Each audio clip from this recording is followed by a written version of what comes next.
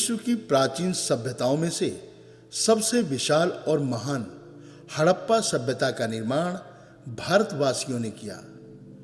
परंतु मनुवादी व्यवस्था ने समाज को जातियों में बांटकर शोषणकारी व्यवस्था का निर्माण किया, जिसने धीरे धीरे देश को पतन की ओर अग्रसर किया। ऐसे समय भगवान बुद्ध ने जन्म लिया और अपने ज्ञान से भारत को अंधविश्वास और रूढ़िवादी परंपराओं से मुक्ति का आधुनिक,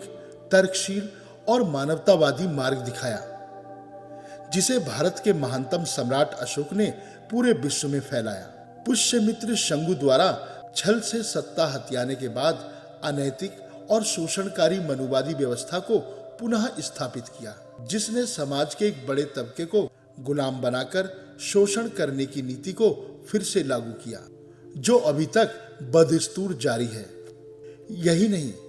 अंग्रेजों से आजादी के लगभग 7 दशकों के बाद भी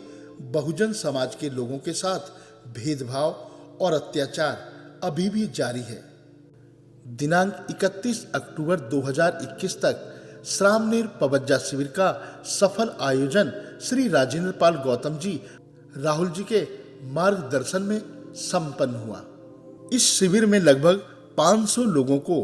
महाकारुणिक तथागत भगवान बुद्ध की धम्म दीक्षाओं, शिक्षाओं, प्रतिज्ञाओं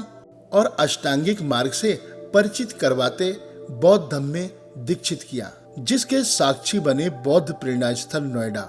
दलित प्रेरणा स्थल मिलेनियम पार्क दिल्ली। वास्तव में मिशन जय भीम सामाजिक परिवर्तन व व्यवस्था परिवर्तन का एक विश्वविद्यालय है। सभी को नमो बुद्धाय, जय भीम। सबसे पहले तो मैं आप सबको शुभकामनाएं दूंगा कि पूट खुर्द गांव के सुकोताई रिजोर्ट के अंदर सामनेर पवज्जा एवं ध्यान साधना केंद्र के रूप में 11 दिन का ये शिविर मिशन जय भीम ने भंते करुणाशील राहुल जी के नेतृत्व में आयोजित किया है। और इसका मुख्य रूप से एक ही उद्देश्य है कि बुद्ध का जो धम्म है वो समता पर आधारित है, मानवता पर आधारित है, बंधुता पर आधारित है, न्याय पर आधारित है और पूरी तरीके से ज्ञान पर आधारित है। तो बिना ज्ञान के बुद्ध के धम्म को दुनिया में पहुंचाना बेहद मुश्किल है। इसीलिए ये एक शिविर रखा गया जिसमें सामने यानी कि एक तरह से प्रशिक्षु जो धम्म का ज्ञान यहाँ ले रहे हैं, लगभग 300 श्रामनेर, वो यहाँ से धम्म का ज्ञान लेकर फिर पूरे भारत के अंदर वो धम्म के ज्ञान को फैलाने का काम करेंगे। जो मिशन जय भीम ने सपना देखा था, बाबा साहेब के अंतिम सपने को, भारत को बौद्धमय बनाने के सपने को साकार करने का, अब मिशन जय भीम उस संकल्प की तरफ बढ़ चला है। इस 11 दिवसीय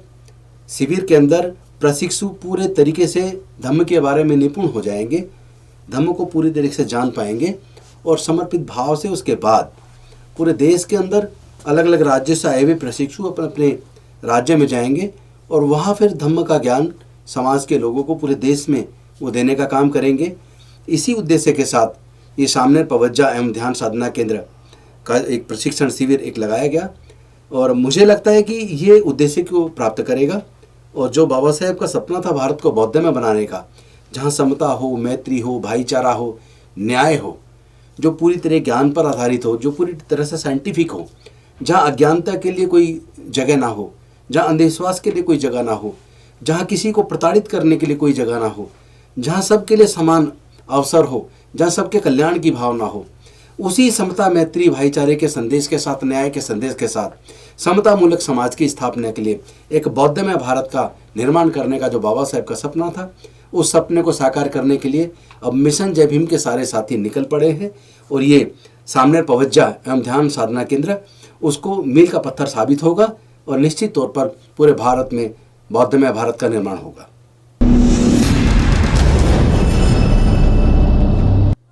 दलित प्रेरणा स्थल के इस मनोहरकारी दृश्य को देखकर, चलते हुए बौद्ध भिक्षुओं को देखकर धरा और गगन ऐसे आनंदित हो रहे हैं मानो हजारों वर्षों से वे बुद्ध के आगमन की बाट जोह रहे हों। समस्त सृष्टि भिक्षुओं के रूप में अनेकों पैरों पर गतिमान होते हुए, प्रसारित होते हुए धम्म और उसके मानवतावादी सिद्धांतों और शांति संदेशों की साक्षी बनने और गौरवान्वित होने को आतुर हो। जिस धम्मदीप को प्रज्वलित किया था, पुनः वही धम्मदीप अपनी संपूर्ण आभा के साथ इन बौद्ध भिक्षुओं को अपने एक नवीन अवतार के रूप में भारत भूमि और उस पर बसने वाले प्रत्येक प्राणी मात्र के हृदय को आलोकित कर रहा था।